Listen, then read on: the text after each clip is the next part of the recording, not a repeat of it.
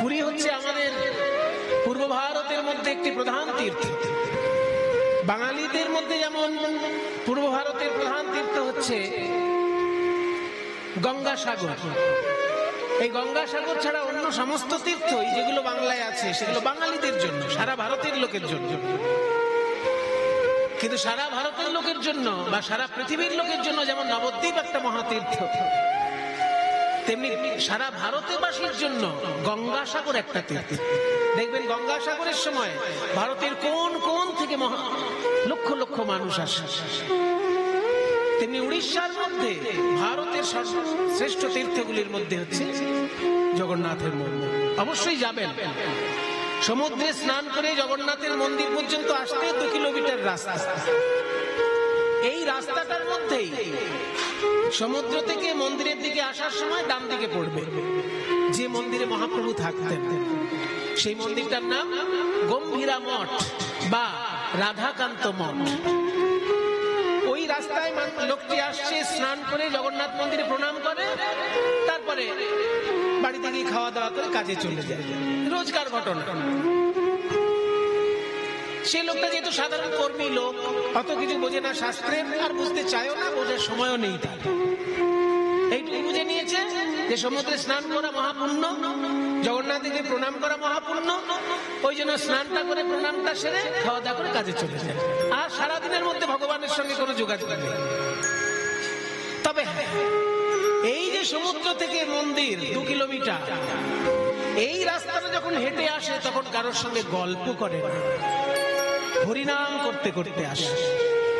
জানে যে 24 ঘন্টার মধ্যে আমি আর ভগবানকে ডাকার সময় পাবো না, তাই এই রাস্তায় হাঁটার সময় সে আর কিছুই করে না, নাম করতে করতে আসে। আর সেই রাস্তার পাশেই মহাপ্রভুর মন্দির।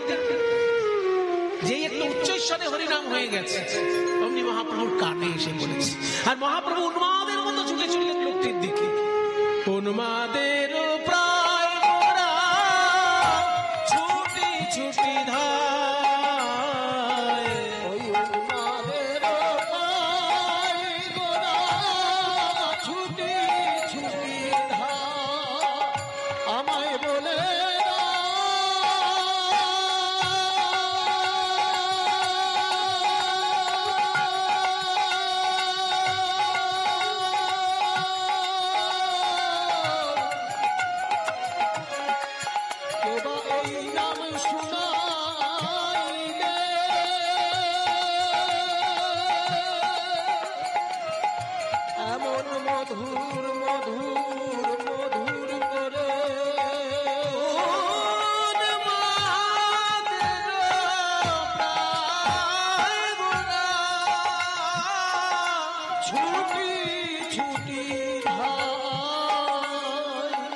করে গোবিন্দ নাম, প্রভু ধরে তার পায়।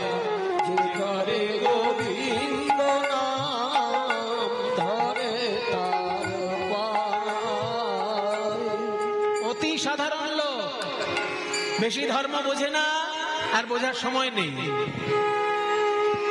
শুধু স্নান করে মন্দিরে আসার সময় রাস্তায় হরিনাম করে, এইটুকুই তার ধর্ম। আর সে লোকটা এইটুকু খবর রেখেছে যে যিনি জগন্নাথ তিনিই কৃষ্ণ, আর তিনিই বর্তমানে চৈতন্যদেব। আর সেই চৈতন্যদেব যখন পায়ের কাছে এসে পড়লো, লোকটির কি অবস্থা হয়? প্রভু আপনি কি করছেন? আপনি যদি আমার পায়ে হাত দিয়ে বলেন আমার নরকেও জায়গা হবে না প্রভু, আমি কোনো বড় ভক্ত নই, খুব সাধারণ মানুষ। গৌরসুন্দর বলছে না ভাই, তুমি কৃষ্ণ নাম যখন করেছো, কৃষ্ণের খবর তুমি দিতে পারবে। জানো যদি আমায় বলে দাও গো, জানো যদি আমায় বলে দাও গো, আমি কেমন করে পাবো তারে, জানো যদি আমায় বলে দাও, আমি কেমন করে পাবো তারে, জানো যদি আমায় বলে দাও, আমি কেমন করে পাবো তারে, যার নাম শুনায়ে আমায় পাগল কইলে, কেমন করে পাবো তারে, শুনায়ে পাগল কইলে, কেমন করে পাবো তারে, নাম শুনায়ে পাগল জানো যদি আমায় বলে দাও। সাধারণ লোক কিছুই বুঝতে পারছে না মহাপ্রভু কেন ওই সাধারণ লোকটার কাছে এরকম কাকুতি মিনতি করে কাঁদছে। বাসুদেব ঘোষ বলছে, আমি একটু চেষ্টা করে বলতে পারবো। সমুদ্রের ধারে দাঁড়িয়ে থাকলেই বলা যায় না যে কখন ঝড় উঠবে। যারা সমুদ্র নিয়ে দিনরাত গবেষণা করে, যারা আবহাওয়া নিয়ে গবেষণা করে, তারাই বলতে পারে ঝড়টা কখন উঠবে। ঠিক তেমনি বাসুদেব ঘোষ শুধু মহাপ্রভুর সঙ্গে নাচ গান করে তা নয়, প্রতি মুহূর্তে খবর রাখে মহাপ্রভুর কোন ভাব কেমন ভাবে প্রকাশ পাচ্ছে। তাই আজকেও বাসুদেব ঘোষ বলছে, শোনো, কেন মহাপ্রভু ওই সাধারণ লোকের পায়ে ধরে কাঁদছে জানো? আসলে এখন মহাপ্রভু আর মহাপ্রভু নয়, রাধারানী হয়ে গেছে। আর ওই সাধারণ লোকটিকে মহাপ্রভু ভাবছেন নারদ মুনি। বৃন্দাবনে যখন নারদ মুনি এসেছিল তখন রাধারানী তাকেও পায়ে ধরে বলেছিল, আমার প্রাণনাথ কৃষ্ণ কোথায়? তখন নারদ মুনি বলেছিলেন, রাধে তুমি কেঁদো না, তোমার প্রাণনাথের সঙ্গে মিলন ঘটানোর দায়িত্ব আমার। প্রভাস তীর্থে আমি তোমার প্রাণনাথের সঙ্গে মিলন ঘটাবো, তবে আমি ভালো করে নিঃশ্বাস নেব। আজকে সেই নারদ মুনিকে মনে করছেন ওই সাধারণ লোকটিকে, মনে করছে সেই নারদ মুনি, আর নিজে হয়েছেন রাধা। তাই প্রভাস তীর্থের যে লীলা, সেই লীলা আজকে মহাপ্রভুর মনে পড়েছে। এত লিগুরা যাদের লোরে নয়ান ভাসে, প্রভাস পড়ল মনে, কহে বাসু ঘোষে, আরে প্রভাস পড়ল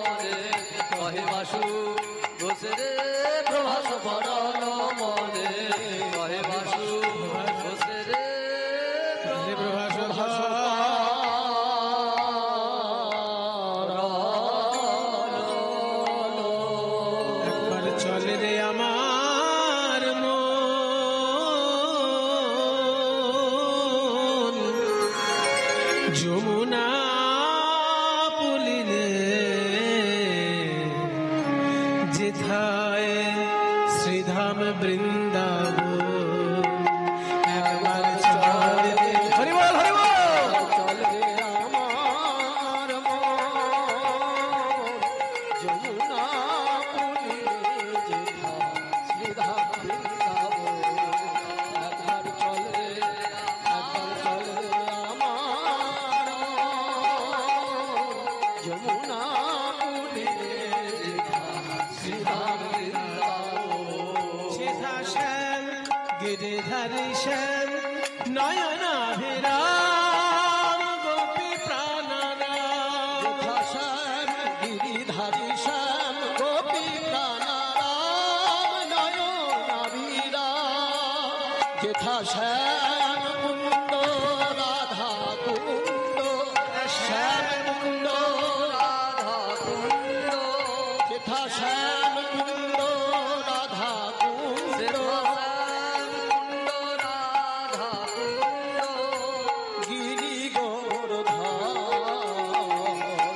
যমুনা পুলিনে যেথা শ্রীধাম বৃন্দাবন একবার চল রে আমার মন যমুনা পুলিনে যেথা শ্রীধাম বৃন্দাবন সেথায় যাবে প্রাণ জুড়াবি রাধা শ্যামে দেখতে পাবি সেথা যাবি প্রাণ জুড়াবি রাধা শ্যামে দেখতে পাবি সেথা যাবি প্রাণ জুড়াবি রাধা শ্যামে দেখতে পাবি সেথায় যাবি প্রাণ জুড়াবি রাধা শ্যামে দেখতে পাবি সেথা যাবি প্রাণ জুড়াবি রাধা শ্যামে দেখতে পাবি সেথা যাবি প্রাণ জুড়াবি রাধা শ্যামে দেখতে পাবি সেথা যাবি প্রাণ জুড়াবি রাধা শ্যামে দেখতে পাবি কদম তলা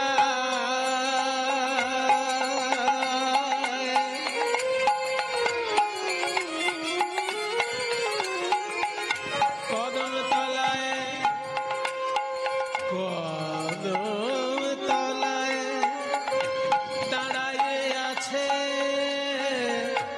মদন মোহন কদম তলায় দাঁড়ায়ে আছে মদন মোহন কদম তলায় দাঁড়ায়ে আছে মদন মোহন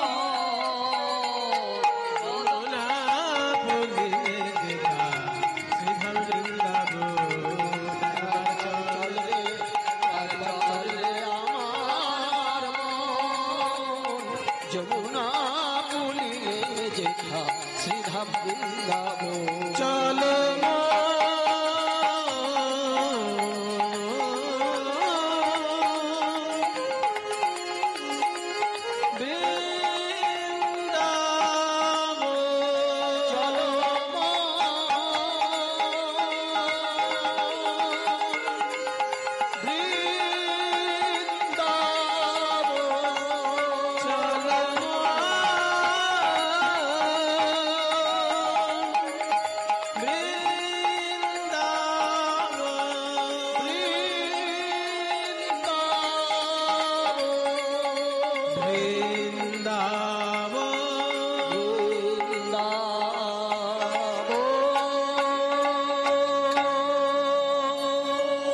वन्दे नन्दव्रजस्त्रीणाम् पादरेणुम्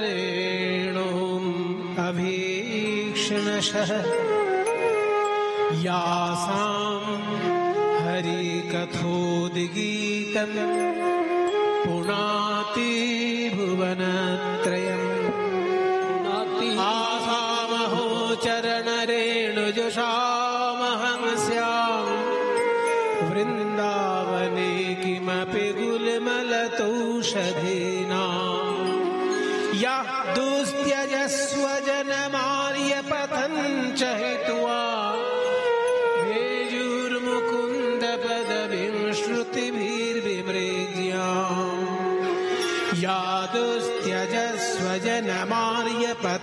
चहित्वा भेजुर्मुकुन्द पदवी श्रुतिभिर्विमृग्या। সবাই বলো বৃন্দাবন ধাম কি, রাধা রানী কি, গোস্বামী বৃন্দ কি, আপন আপন শ্রী গুরু মহারাজ কি। মধুময় বৃন্দাবন। মরুভূমি যদি কয়েক হাজার কিলোমিটার ধরে হয়, তার মধ্যে আশ্রয় নেবার যে জায়গা তাকে বলে মরুদ্যান। ইংরেজিতে বলে ওয়েসিস, বাংলায় বলে মরুদ্যান, অর্থাৎ মরুভূমির মধ্যে একটা বাগান। ঠিক তেমনি সারা পৃথিবী যদি মরুভূমি হতে পারে, তাহলে বৃন্দাবন হচ্ছে সেই মরুদ্যান, যেখানে ভগবান নেমে এসে লীলা করেছেন এবং সেই ভগবানের লীলার তার পদরজ, তার বিলাস স্থলী এখনো বৃন্দাবনে বিরাজমান। যে লীলা আমরা বর্ণনা করছি সেটা কিন্তু বিরহের লীলা। সেই জন্য বৃন্দাবনের যে মাধুর্য, বৃন্দাবনের যে সৌন্দর্য, সেটা কিন্তু এখন আমাদের চোখে ঠিক পড়ছে না। বৃন্দাবনের সৌন্দর্য কত সুন্দর বর্ণনা করেছে ভাগবত। বৃন্দাবনম সখি ভুবি তনোতি কীর্তিম यद्देवकी सुत पदाम्बुजलब्ध लक्ष्मी गोविंद वेणु मनमत्त मयूर नृत्यम प्रेक्ष्याद सान्वरतान्य समस्त सत्वम। অর্থাৎ দেখো সখী বৃন্দাবনের কি অপূর্ব শোভা, যে বৃন্দাবনের ভাগ্য কত বড় দেখো। গোবিন্দ বেণু মনুমত, গোবিন্দ যখনই বেণু বাজাচ্ছেন, অনু তার ঠিক পরক্ষণে মত্ত ময়ূর নৃত্য।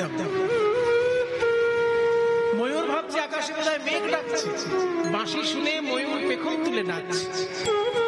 গোবিন্দ বেণু মনুমত্ত ময়ূর নৃত্যম প্রেক্ষ্য, তাই দেখে অদৃশানু অর্থাৎ পাহাড়ের গোড়ায় যেসব পশু পাখি রয়েছে তারাও মনের আনন্দে নৃত্য করছে।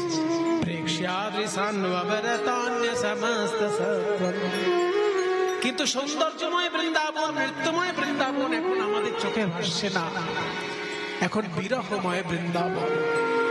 100 বছর ধরে রাধারানী কেঁদেছেন কৃষ্ণ কৃষ্ণ বলে। কোনদিন বলেছেন মরিব মরিব সখী নিশ্চয় মরিব, কিন্তু কানু হেন গুণনিধি কারে দিয়ে যাব। আজকে রাধারানী আর কথা বলে কাঁদতে পাচ্ছেন না, আজকে আকারে ইঙ্গিতে বিরহ প্রকাশ করছেন। একটা পাথরের টুকরো কুড়িয়ে নিয়ে বৃন্দাবনের কোমল মৃত্তিকায় শ্রীকৃষ্ণের চিত্র অঙ্কন করছেন। আরে কে বা গোবিন্দের ছবি আঁকছেন মাটিতে। পদকর্তা বলছেন কৃষ্ণ কৃষ্ণ বলি কাঁদে বাহু তুলি, বলে মধু গেল কোথা। মৃত্তিকার উপরে মূর্তি আঁকিয়া তার সনে কহে কথা। আরে কে বা ধনী আমার কৃষ্ণ,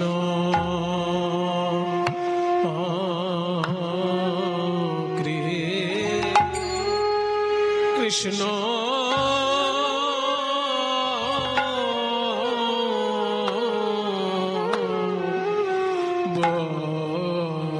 বলি, কৃষ্ণ বলি কাঁদে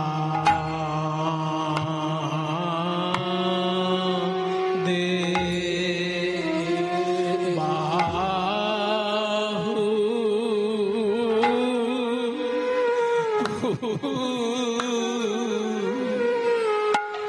কাঁদে বাহু তুলি, বলে আমার প্রাণ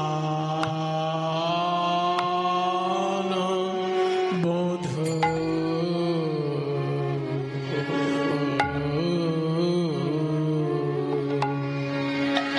প্রাণ বধূ গেল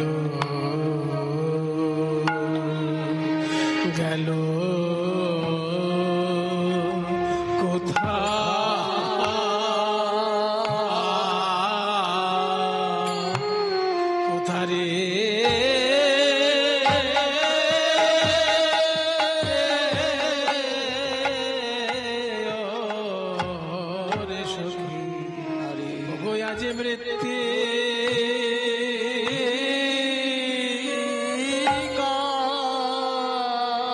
মৃত্তিকা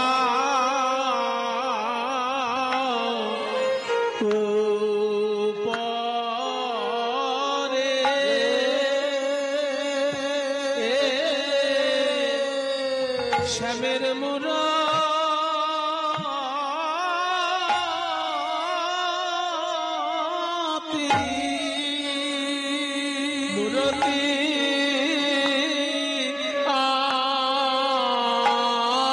আকিয়া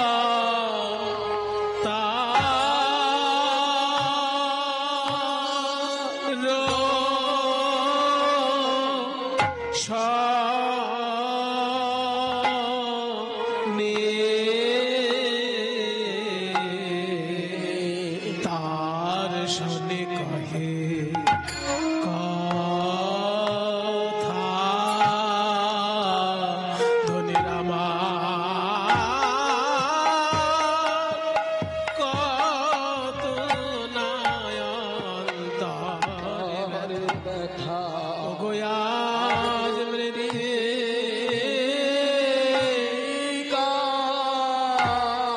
মৃত্তিকা উপরে শ্যামের মূর্তি আকিয়া বলে পুরাণ বুধু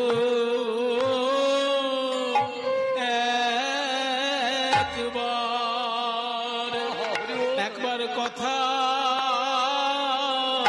কহে আমি অনেক দিন তো শুনি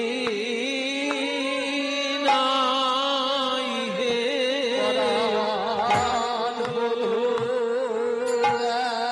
একবার কথা কও হে আমি অনেক দিন তো শুনি নাই হে পুরাণ বুধু একবার কথা কও হে আমি অনেক দিন তো শুনি না শুনি নাই ওগো আমার সোনার বধূ সোনার বধূ বলো বলো একবার কথা বলো একবার কথা বলো তোমার কথা তো কথার কথা নয় কথার কথা কথার নয় কথা নয় তোমার কথা হলো ব্যথা জুড়ানো কথা জুড়ানো কথা তব কথা অমৃতম তপ্ত জীবন জীবন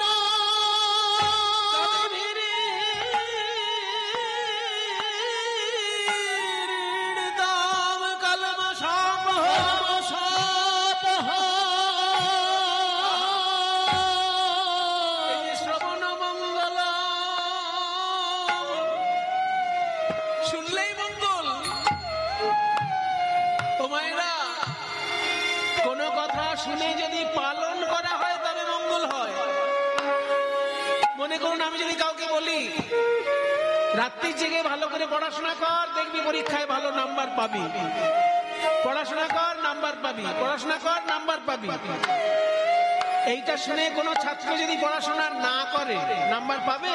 শুনে শুনে শুনে গেলে নাম্বার পাবে? শুনে তাকে তো পড়তে হবে তবে তো নাম্বার পাবে।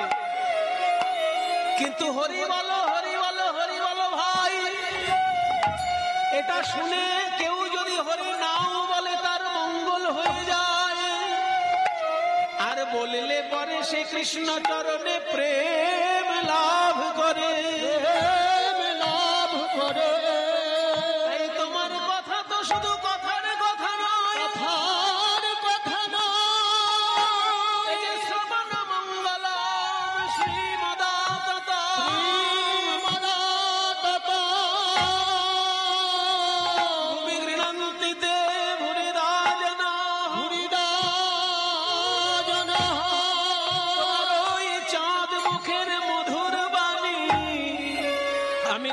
অনেক দিন শুনে নয় বধু, বলো বলো একবার চাঁদ মুখে কথা বলো বধু হে। আমি অনেক দিন শুনে নাই শুনে পরাণ বধূ একবার কথা